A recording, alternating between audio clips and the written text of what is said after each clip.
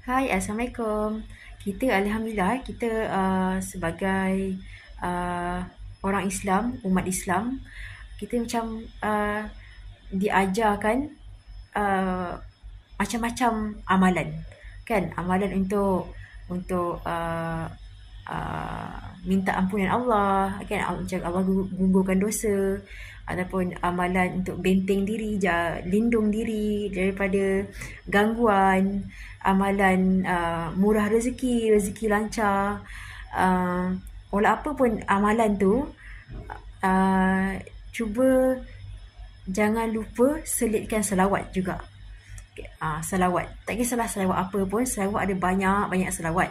Selawat Jibril, selawat yang biasa tu, Syajaratul Nukut, Munjiat, Nariyah, Al-Fatih, lepas tu surah Ibrahimiyah yang paling agung, yang paling yang dalam ni di tahiyat akhir tu, kan. Ada banyak selawat. Walaupun selawat yang pendek, sallallahu ala Muhammad, kan, walaupun selawat Jibril yang paling pendek tu, sebab kita tak tahu amalan mana yang diterima Allah. Kita kena sentiasa bersangka baik, insya-Allah Allah terima amalan ni. Tapi kita tak tahu kan, kita ada mungkin kita ada yang sedar tak sedar mungkin ada sifat riak kat situ. Astaghfirullahalazim, nauzubillah min zalik. So tapi kalau salawat ni ada rasa riak ataupun tak, ataupun khusyuk, ataupun tengah baca tu kita tak fokus ke apa, tapi alhamdulillah kita dapat syafaat.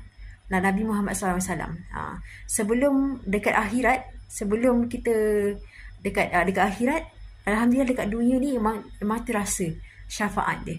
Pertolongan syafaat dari baginda Nabi Muhammad SAW tu, kita dapat rasa syafaat dia.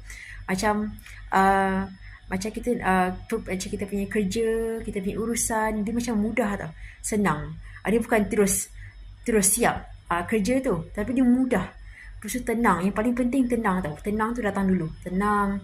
Lepas tu rezeki tu alhamdulillah sentiasa cukup. Kadang kita amalkan salawat ni, dia bukannya gerebuk rezeki, gerebuk duit, tak, mustahil. Tapi apa yang Fiza lalui, yang Fiza alami, rezeki tu dia kadang dia cukup dari segala arah.